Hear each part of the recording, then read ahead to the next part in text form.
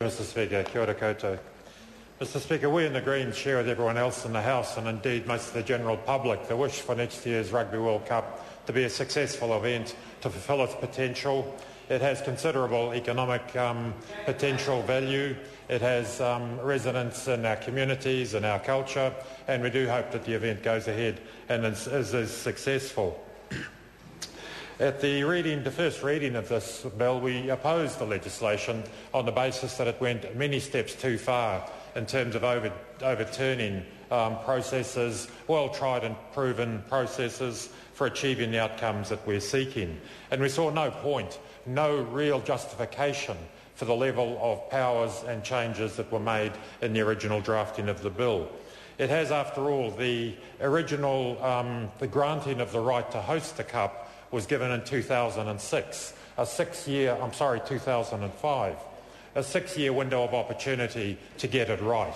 And we have considerably more faith, it seems, in the ability of New Zealanders to organise a good event, to allow for contingencies, to anticipate what may happen, than have the drafters of this bill, who seem to believe there will be numerous occasions for urgency, for unforeseen occurrences, emergency situations. And frankly, we simply don't see that that's realistic. It's unlikely to arise. Some good project management, some good forward planning should facilitate a good event on the day.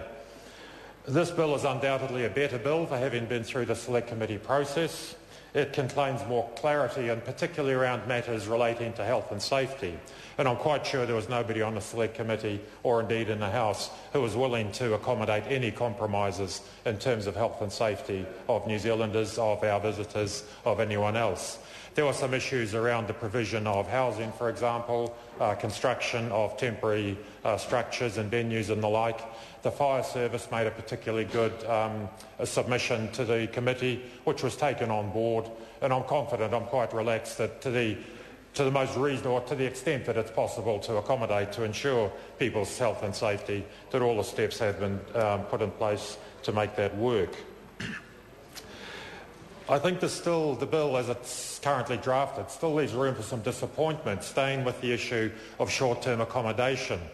There was some concern about the safety and well-being of people with disabilities who might be moving into effectively private apartments, which would not normally be used for rental accommodation, but which under this bill would be allowed to do so. Clearly the health and safety issues have been dealt with, but we still feel there's considerable likelihood that people with disabilities may in good faith book accommodation, assuming that they will be appropriate to their needs, that their needs will be met. And those people could be disappointed. Access tourism, that is tourism for people with disabilities or over the age of 65, is an area, an opportunity for New Zealand tourism which is currently not being exploited. We are very slow coming to that party to realise that access tourism is actually a very, very valuable niche market worth some billions of dollars internationally.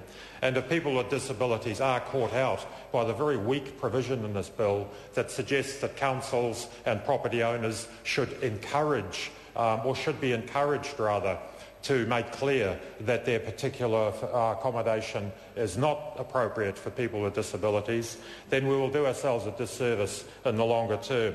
And clearly we are wanting to leverage every ounce of benefit out of this event, and it would be unfortunate if for the want of some stronger provision around making it very clear that accommodation unsuitable for people with disabilities is not flagged as such, that will be to our cost in the long run.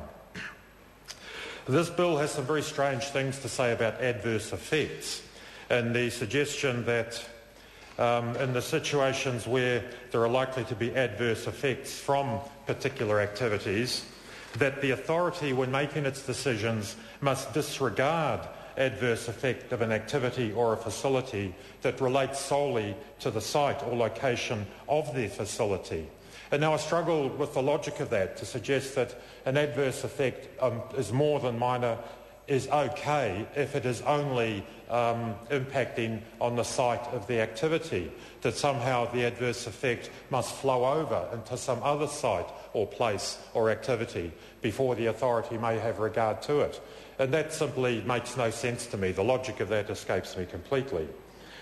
There's also a suggestion that adverse effects must be disregarded if they are of a temporary nature. But anyone with any knowledge or experience of resource management decisions knows that temporary effects, in fact, can have some quite long-term and unexpected consequences. And it does seem very strange that it seems to me to be a fairly clumsy mechanism for overriding genuine and well-grounded objections on the grounds of adverse effect that these rather clumsy clauses have been inserted. Mr. Speaker, the issue of the ministerial power that's been given by this bill has already been raised, and it's worth just stepping back one pace and thinking about what is being proposed here. We have in place substantial pieces of legislation, a Sale of Liquor Act, a Resource Management Act, Building Act, and this legislation is designed to step aside of the processes contained within those pieces of legislation, which have agencies, which have processes, which are tried and true for delivering good outcomes to New Zealanders and our visitors. What it's been proposed is that this piece of legislation will be able to substantially override Sale of Liquor Act, Resource Management and others. We already know of examples where hotels, for example, have applied for extension to existing licensing hours, have been turned down on very good grounds, but they'll come back for another bite and in all likelihood will be approved under the so-called empowering bill. So we have good substantial legislation in place. Now we're going to put in place legislation which can override that tried and true legislation. To add insult to injury almost, now we're told there will be a ministerial veto, the ability for the minister not only to override the substantial legislation, but also the legislation that exempts that standard practice. And that is just many steps too far. We've recently seen, and indeed the Greens supported, giving significant, in fact, almost unprecedented ministerial powers to cope with the effects of the Canterbury quake. That was an extraordinary event. Thousands of people homeless, many $1 million worth of property damage, significant social environmental disruption, and we supported that.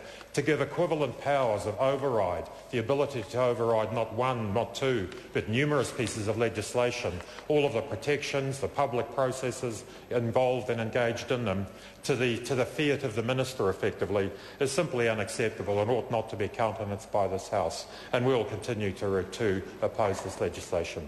Thank you.